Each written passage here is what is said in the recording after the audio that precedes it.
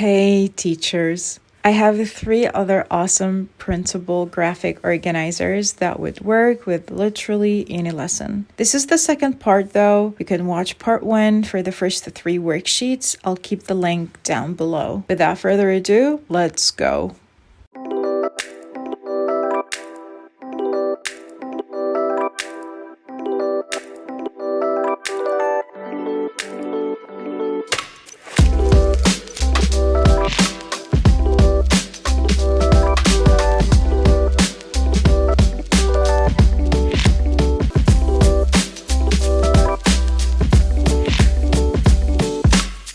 First, the flowchart. I let the students use the flowchart to show the sequence of events or steps in a process, obviously, right? For example, students could use it to describe their daily routine, how they spent the weekend, how to make pizza, steps to achieve a big future goal, fatal consequences of not doing homework, how to learn a new language, and the list goes on and on. I personally have used it so many times as a warm-up activity. I just use a funny prompt like how to be a millionaire in 6 steps only and ask them to write these events or steps. I've also used it in a lot of my writing lessons to help students brainstorm and organize their ideas before they start writing their paragraphs. With the lovely kids, I don't normally ask them to write. I make them draw the events with some descriptions, and when everybody's done, I let them show their art and present their ideas. If you have a larger class, which I've had so many times, it's better if you divide the students into groups or pairs.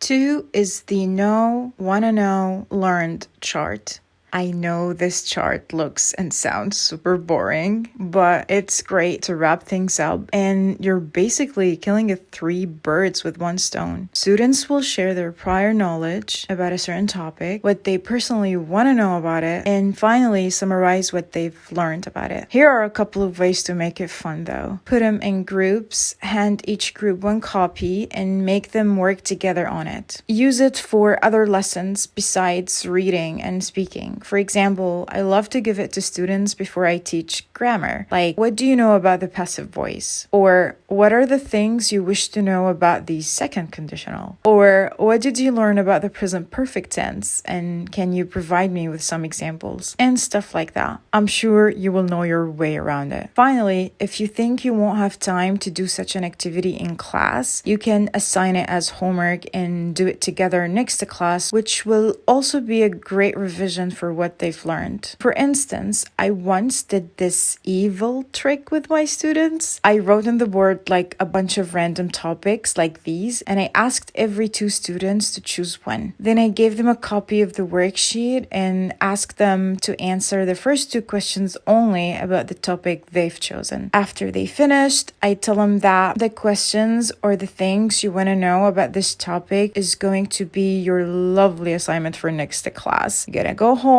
Google some information, and present it next time. They hated me for that, but I felt like a genius.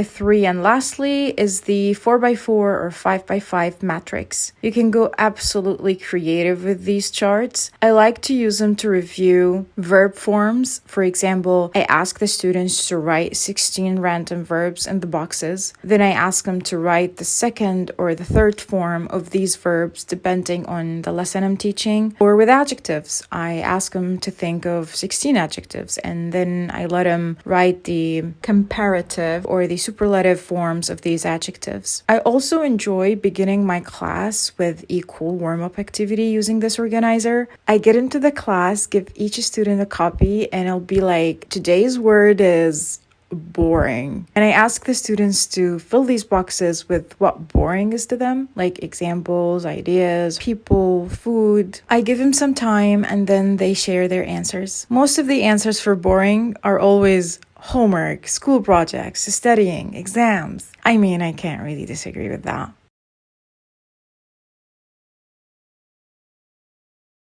That's pretty it. Don't forget to check part 1 for more worksheets. Thank you for being here again.